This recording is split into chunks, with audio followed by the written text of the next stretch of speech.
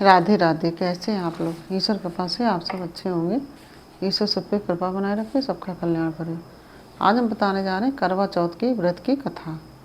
और करवा चौथ जो व्रत है, ये कार्तिक मास की कृष्ण पक्ष की चतुर्थी की तिथि को मनाया जाता है। और इस दिन सुहागनें स्त्रियाँ सुबह उठकर स्नान आदि से निवृत्त होकर पूरे दिन व्रत रखती हैं। और संध्या के समय इस व्रत की कहानी सुनी जाती है। और कहानी सुनने के बाद स्त्रियां बायना निकालती हैं और अपनी सास अथवा ससुर को देती हैं। अगर सास अथवा ससुर नहीं है तो किसी बुजुर्ग या ब्राह्मणी को बायना देती हैं। रात को चंद्रमा को अर्घ्य देकर तब भोजन किया जाता है और चंद्रमा की पूजा की जाती है। उसके पश्चात भोजन आदि करने की प्रक्रिया की जाती है। और करवा चौथ की व्रत कथा इस प्रकार है। प्राचीन काल में देव शर्मा नाम का एक विद्वान ब्राह्मण रहता था। उसके 7 बेटे और 1 बेटी थी।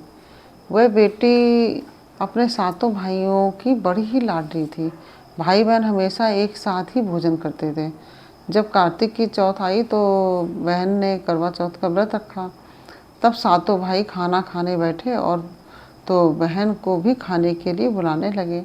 इस पर उसकी माँ ने कहा कि उसका तो आज करवा चौथ का व्रत है और जब रात में चांद निकलेगा तब वह अर्घ्य देकर खाना खाएगी। इस पर भाइयों ने दूसरी छत पर चढ़कर दीपक जला दिया और छलनी से बहन को चांद दिखा दिया। जो दीपक की रोशनी थी उसको चांद के रूप में दिखाकर बहन को दिखा दिया।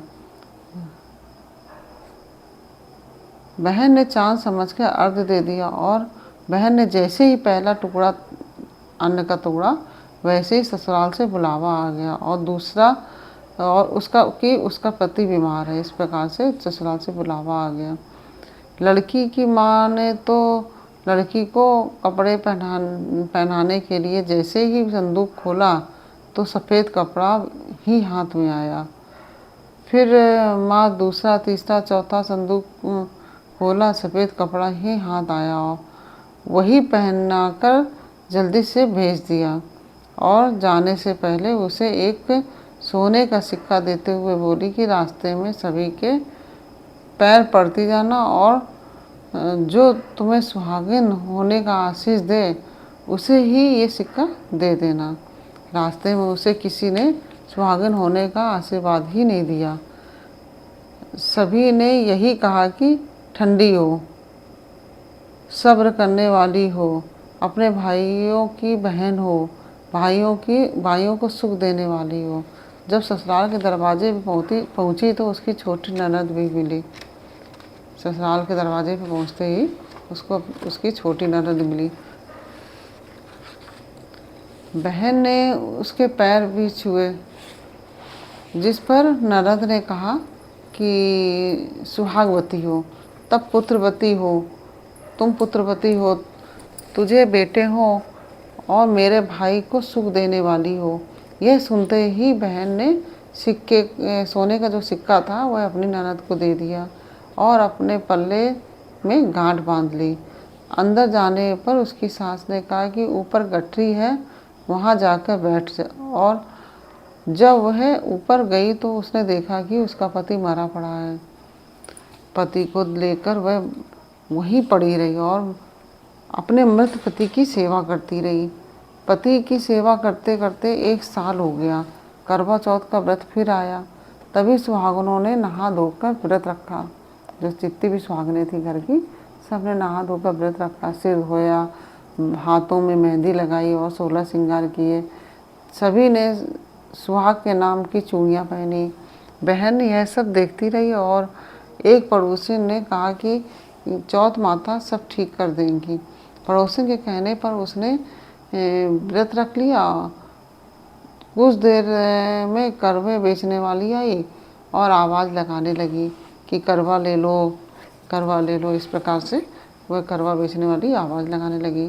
भाइयों ने प्यारी करवा लो, भाइयों की प्यारी करवा लो, दिन में चांद उगवाने वाली करवा लो, ज़्यादा भूख की मारी करवा लो। बहू ने आवाज़ लगाई, ए करवे वाली, मुझे तो करवा दे जा। इस पर वह बोली कि मेरी दूसरी बहन आएगी, वह तुझे करवा देगी। दूसरी बहन आई तो वह भी आवाज़ लगाने लगी, करवा लो भाइयों की प्यारी, करवा लो, दिन में चांद उगवाने वाली, करवा लो, रात ज़्यादा भूख की मारी, करवा लो। बहू ने आवाज़ लगाई कि ए करवे वाली, मुझे भी करवा दे जा। इस पर वह बोली कि मेरी तीसरी बहन आएगी, वह तुझे करवा देगी।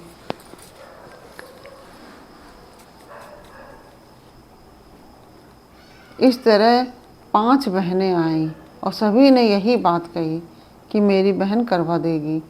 अब छठी बहन ने करवों के लिए आवाज़ लगाई और उसने कहा, हमारी 7वीं बहन करवा देगी, तुम उससे करवा ले लेना। तुम उसके रास्ते में कांटे बिखेर देना, उसके पैर में कांटा चुभ जाएगा, जिससे वह बहुत चिल्लाएगी, तो तुम सुई लेकर उसका पैर पकड़कर ज़बरदस्ती कांटा निकाल देना। जब वह तुझे आशीर्वाद देने लगे तो तुम उससे करवा मांग लेना। करवे लेकर तुम व्रत का उद्यापन करना, जिससे तुम्हारा पति ठीक हो जाएगा। उसकी सारी बातें सुनकर उसने वैसा ही किया और कांटा चुभने पर उसे निकाल दिया। उसने बहू को बहुत आशीर्वाद दिया। बहू बोली, मुझे करवे देकर जाओ। करवे वाली बोली, तुमने तो मुझे ठग लिया है।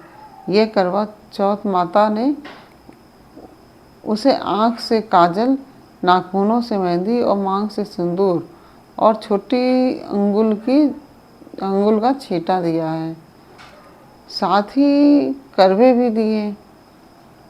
करवे लेकर बहू ने व्रत रखा और उद्यापन भी किया। यह सब होने पर उसका पति भी जीवित हो गया और कहने लगा कि मैं तो बहुत सोया। तब उसकी पत्नी ने कहा कि तुम सोए नहीं, तुम 12 महीने में से मैं तुम्हारी सेवा कर रही हूँ। ये तो कार्तिक की चौथ माता ने सुहाग दिया है। करवा चौथ का उद्यापन करके और चंद्रमा को अर्घ दे दोनों ने खाना खाकर चौपड़ खेलने लगे। कुछ देर में ही उसकी सास ने दासी को तेल से बना हुआ खाना बहू को भेजा। दासी ने आकर देखा कि वह दोनों तो चौपड़ खेल रहे हैं। वह उल्टे पैर लौट आई और जाकर सास से कहा कि महल में तो बहुत रौनक है, आपके बहू बेटे तो चौपड़ खेल रहे हैं। यह सब देखने सास आई और देखकर बहुत खुश हुई। बहू ने सास के पैर छुए और तो सास ने कहा कि बहू सच बताइए, चमत्कार कैसे हुआ। बहू ने करवा चौथ की सारी कहानी बता दी। यह सुनकर राजा ने सारे नगर में निढूरा पिटवा दिया कि सभी बहनें करवा चौथ का व्रत करें। हे चौथ माता, जैसे आपने बहू की सुनी वैसे ही सबकी सुनना। और इस प्रकार यह करवा चौथ की कहानी हमने आपको बताई। यह कहानी कैसी लगी? यदि अच्छी लगी हो तो वीडियो को लाइक शेयर अवश्य कर दीजिए। और यदि आपने हमारे चैनल को सब्सक्राइब नहीं किया तो प्लीज़ हमारे चैनल को सब्सक्राइब कर लीजिए और बेल आइकन बटन अवश्य दबा दीजिए, जिससे कि हमारे आने वाले सारे वीडियोस आपको प्राप्त हो सकें। और इसी के साथ हम आपसे अनुमति चाहेंगे और फिर मिलते हैं आपसे अगली वीडियो में एक नई जानकारी और एक नई कहानी के साथ। तब तक के लिए राधे राधे।